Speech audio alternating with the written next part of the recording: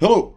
In this video, I want to react to Warren Smith's video about the Ukraine war. Now, I'm not 100% familiar with his takes on the Ukraine-Russia war generally, but I just want to say a few comments because I do think that Warren Smith here is representative of the view that many in the Republican Party, or maybe I should say many on the right in the United States do share. Okay, let us. Tell us, I don't want a ceasefire. I don't want a ceasefire. I want to go, and I want this. Look, if you could get a ceasefire right now, I tell you, you take it so the bullets stop flying and your men stop getting killed. Of course, we want to stop the war. But you're saying you don't want a ceasefire. But I said to you, I want a ceasefire. with guarantees. Because What would those guarantees be? America can never guarantee involvement in a war with Russia. It's just, let me make it clear that Russia is 1.7 times larger than the United States. Yes, on paper we have a superior army, military power, but if war were to break out between America and Russia, it wouldn't matter because this wouldn't be fought by armies. Okay, so let me just explain. When Zelensky talks about guarantees, what he's talking about are primarily two options. Either Ukraine not necessarily recognizes, but just accepts that part of Ukraine is going to be occupied by Russia, but in exchange they get NATO membership. That is one guarantee. Now, if you believe that's absurd, then how did Finland just join NATO and the Baltic countries before? Like, the border between Russia and NATO is longer now than it was just a few years ago. But okay, if you want to make the argument that having Central and Western Ukraine join NATO, that's too crazy, then how about America and Europe put peacekeeping troops between the Russian occupied territory and Ukraine? Why is that crazy? Like, Warren Smith may claim that even that is too risky. Like, we should never provoke Russia. Nothing even slightly provocative is acceptable because World War III might break out. But what's kind of sad about this critique is that if we were to transport a part of the Republican Party that exists today in the United States back to the 1980s, when Ronald Reagan said, "Mr. Gorbachev, tear down this wall," they would be saying, but how can you say that? The Berlin Wall is the Russian sphere of influence. We are risking war. But it turns out that sometimes peace through strength is possible. But okay, let us continue. Seek world domination. Що ви кажете, є ризик, що президент Трамп вийде із НАТО, наприклад. Це рішення Сполучених Штатів, я просто говорю, якщо вийде, Путін знищить Європу. Порахуйте, яка в Європі армія. Okay, we do have Tucker Carlson sit down with Putin, and I know many people don't like Tucker Carlson. The argument, I know you know this, is that, well, he invaded Ukraine. He has territorial aims across the continent, and you're saying unequivocally you don't. It is absolutely out of the question. You just don't have to be any kind of analyst. It goes against common sense to get involved in some kind of a global war. And a global war will bring all humanity to the brink of destruction. It's obvious. The stakes could not be higher. What is Trump's motivation? At the end of the day, he is in the unfortunate position where his responsibility is to prevent the annihilation of our country. Okay, let me just say, I do think that Putin and Russia are not trying to have war with NATO. But a legitimate question to ask is, how far does the Russian imperial vision actually go?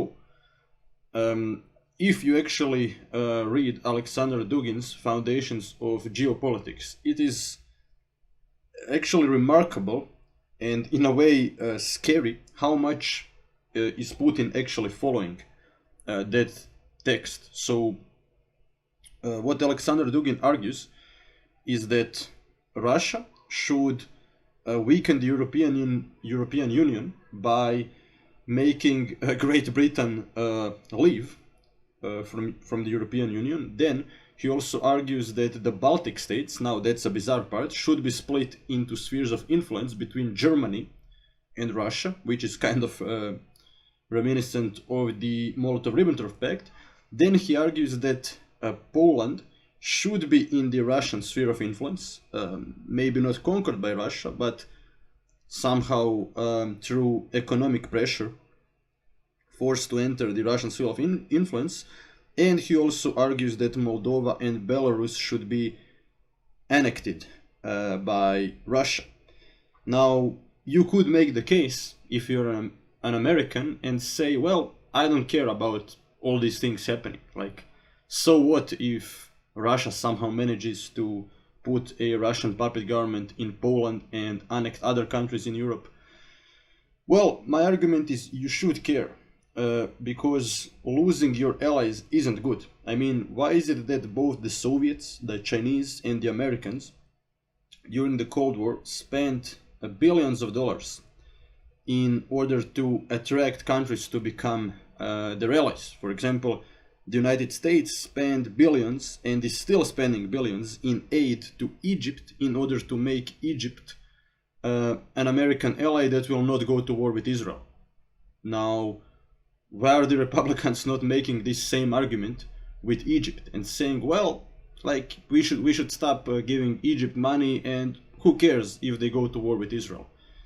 But yeah, for some reason we don't hear such arguments. And also, like, let me just state the obvious, Europe is the largest trading partner of the United States. It's not like Europe is an irrelevant place in which the US has absolutely no interest. Like, for example, Korea used to be. But despite it, the Americans decided to act in Korea in order to stop the Soviet expansion. And the Soviets did the same in Vietnam. They also interfered in South Vietnam, which on paper was the American sphere of influence, and they achieved their goals.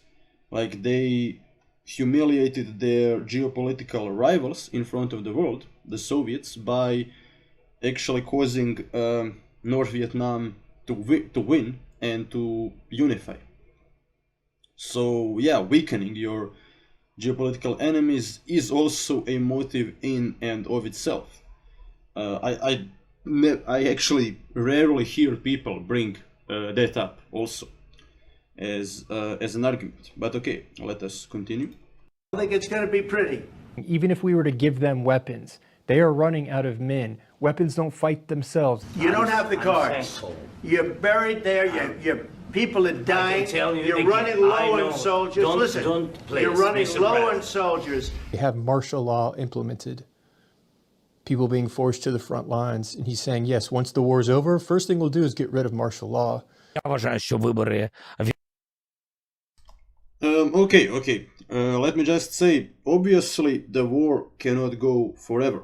Like, maybe for a few more years, Ukraine is sooner or later going to run out of men. Now, I ultimately believe that it is their choice how much they want to lose in manpower. Afghanistan, for example, is a country that lost around 2 million people, but they managed to win against the Soviet Union, a country that was even more powerful than Russia today. So yeah, ultimately, I do think that how much men Ukraine is ready to lose, that should be left to the Ukrainians to decide. But also, let me just float an idea.